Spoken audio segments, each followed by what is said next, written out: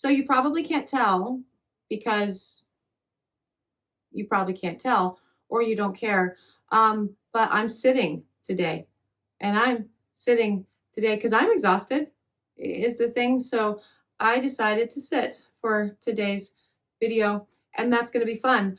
And the video itself is actually really fun too. This is just me being weird and I'm going to stop being weird right now, but sitting is making me feel even more weird. Maybe I should stand up. No, we're going to roll with this. And I'm going to do the intro. You're going to watch the thing, and I'm going to tell you what we're doing after that. But before I do, hello, I'm Mrs. Soap and Clay. Let's make stuff.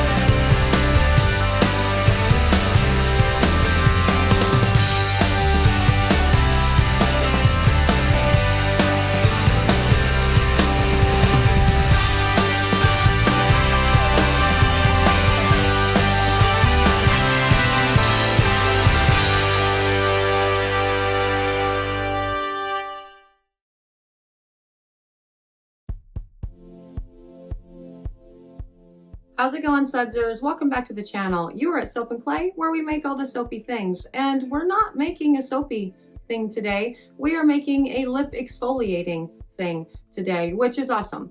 I love lip exfoliants. I don't know if you guys get into anything else on YouTube, but I do, and none of it is soap related. It's all weird. And some of it is makeup channels, mostly because my 6-year-old and 7-year-old are super into makeup right now and we're trying to figure this whole thing out because I never learned.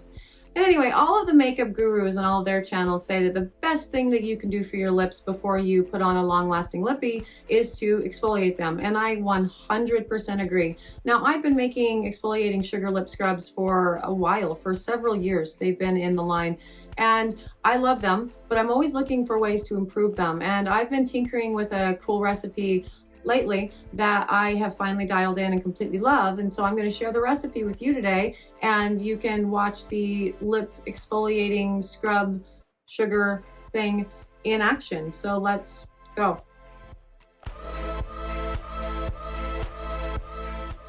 Okay, so first up in an emulsified lip scrub, we have 1.8 ounces total oils. I chose avocado and apricot oil for this, and I did a blend, mostly avocado because of the nourishing nature of it, and a little bit of apricot. It's a nice lighter weight oil that is a fast penetrating oil, so a little bit faster than, avocado. And then we are going to add 0.35 ounces of cocoa butter to this, as well as I think 0.35 ounces of shea as well. I do believe it's equal portions, but the scale is going to tell us in just a moment. Yep, it's 0.39, 0.35, whatever. It's all thing. And then also candelilla wax. Candelilla wax or beeswax. You can sub out either one for it. So if you go vegan route, candelilla. If you don't, bees, 0.35 ounces of that as well.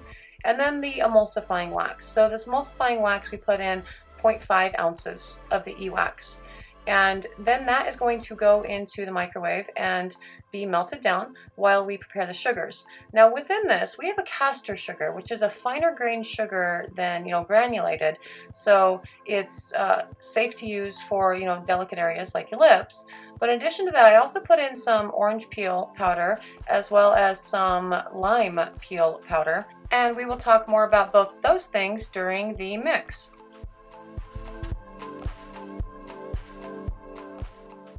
Okay, now next up is the mix, and I did not get my candelilla wax completely melted down. The reason for that is I am, impatient, really. And if I had melted that down completely, the oils themselves would have been at a pretty high temperature. They would have been sitting close to, I'd say 185, 190 degrees. And I like to get this done as quickly as possible, so I actually just kind of melt the bees or the candelilla, depending on what you're using, with the stick blender and let it do its thing, you know, while I'm actually mixing and doing the emulsion, or looking for emulsification here. Now, the reason why we do an emulsified lip scrub over just putting, like, you know, some oils with some sugar is because there's a lot of separation and it can get kind of weird in the finished product. So an emulsified lip scrub is going to actually suspend all of the really nourishing oils and everything that you want delivered to your lips with the sugar that's going to be doing, you know, the exfoliation, as well as, you know, the orange peel and the lemon or the lime peel. Now, I put both of those in there because they're nice brighteners. They definitely help out with the brightening and sort of helping out with all kinds of awesomeness. What did I do there?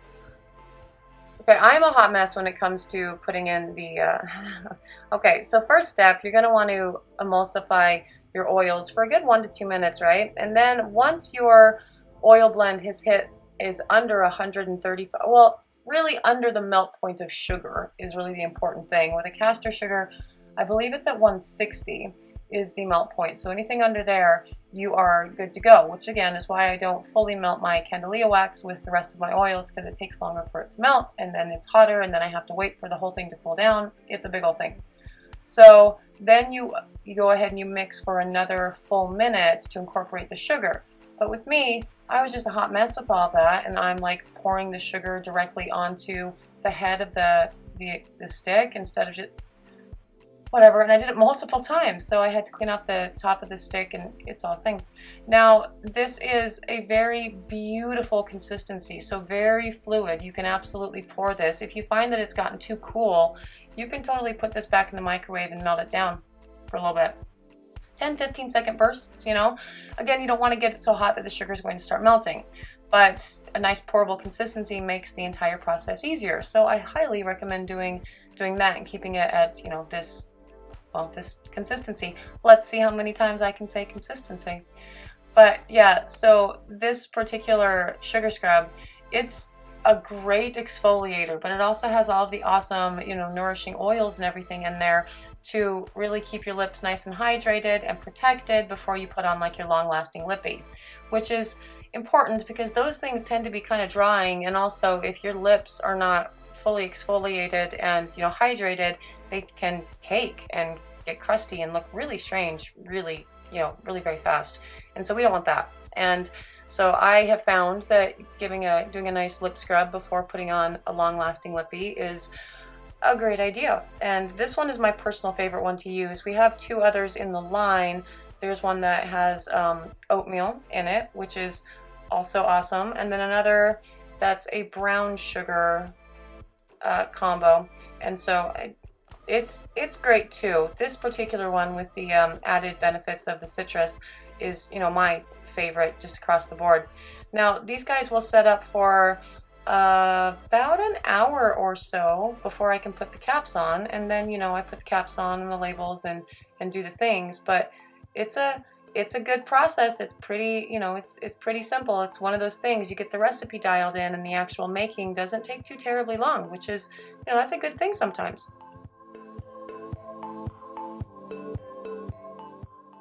So final finished product, these are all solidified and they're so smooth and glossy, and I love them so very much, and that means that it's time to cap them and put them in the in their little containers and be done.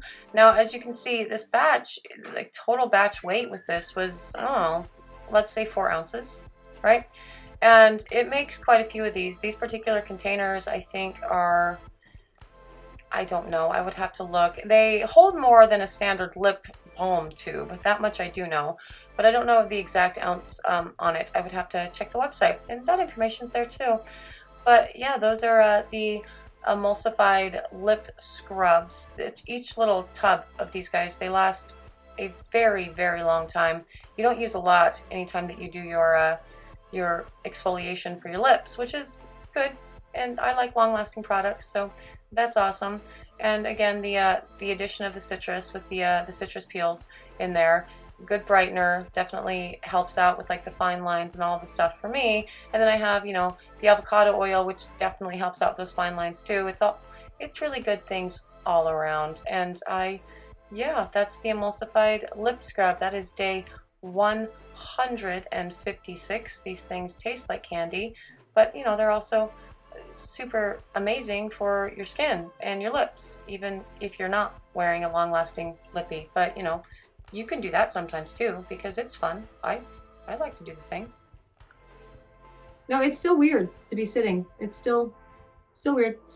But that lip scrub, not weird. It's very cool. It's a very beneficial and awesome product to add to, you know, your makeup routine in the morning, because again, having a good exfoliation and the nice moisture that comes from the avocado oil and the apricot kernel, very, very good things for your lips. And it's nice to, you know, again, put that on before you put on your long-lasting lippies so you don't get any caking or crustiness, which is not attractive by any stretch of the imagination, because I've experienced it and it's not fun. But yeah, with this, I don't experience that. So if you are interested in the exfoliating lip sugar scrub, you can totally find them on the website. I have a number of varieties on there at soapandclay.com. If you are interested in more recipes and soapy antics and, you know, lip antics, as the case may be today, you should subscribe to the channel, because we're here doing this every single day and you could be around for it too, and you get to be called a sudzer, and then it would be awesome. And for those of you who have been here for the whole soapy journey, thank you so much. I really appreciate you being here. You are awesome and you keep me going, and so that's awesomer. Today's awkward. It's the sitting. But that does it for me today. I'm going to stop sitting and go do something else, because sitting for this long is making me twitchier than normal, and I will see you guys all tomorrow. Bye.